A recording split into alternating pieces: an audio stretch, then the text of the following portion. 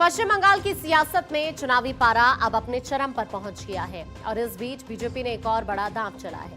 पश्चिम बंगाल चुनाव से पहले बीजेपी ने अपनी छठी लिस्ट जारी की है और उम्मीदवारों की इस लिस्ट में जो सबसे बड़ा नाम उभर कर आया है वो है राकेश सिंह का।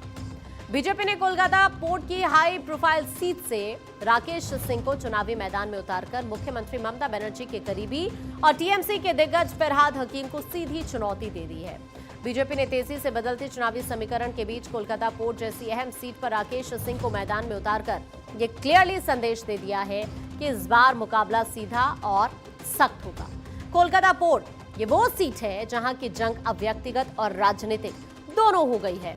हाल ही में जेल से बाहर आए राकेश सिंह पर बीजेपी ने भरोसा जताया। बीजेपी की केंद्रीय चुनाव समिति ने क्लियर कर दिया कि वो पोर्ट एरिया में टीएमसी के किले को ढहाने के लिए पूरी तरह से तैयार है। वहीं बंगाल में सियासी पारा 7वें आसमान पर है। 2 चरणों के मतदान यानी 23 अप्रैल और 29 अप्रैल के लिए प्रचार अब अपने चरम पर पहुंच गया है। बीजेपी ने अपनी छठी लिस्ट जारी कर यह क्लियर कर दिया है कि वो आखिरी दौर की सीटों पर किसी भी तरह की ढील नहीं देना चाहते। बीजेपी ने छठी सूची जारी करने के साथ ही सभी उम्मीदवार मैदान में उतार दिए हैं। इसके पहले पार्टी ने एक साथ कई उम्मीदवारों के नाम जारी किए थे। कोलकाता पोर्ट विधानसभा सीट का महत्व केवल एक सीट तक सीमित नहीं है। ये पश्चिम बंगाल की राजनीति में सत्ता रसूख और सामाजिक समीकरण का केंद्र है। बीजेपी ने यहां से राकेश सिंह को उतारकर मुकाबले को बेहद दिलचस्प बना दिया है। यहां दिग्गजों का आमना सामना होगा। टीएमसी के फरहाद हकीम बनाम बीजेपी के राकेश सिंह की जंग होगी।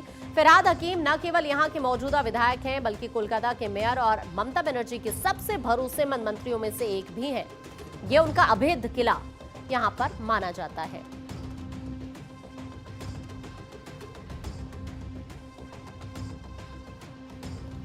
और बीजेपी अध्यक्ष की मौजूदगी इस वक्त जलपाईगुड़ी के अंदर है। जल्दी से आइए, अब आपको कुछ तस्वीरें बीजेपी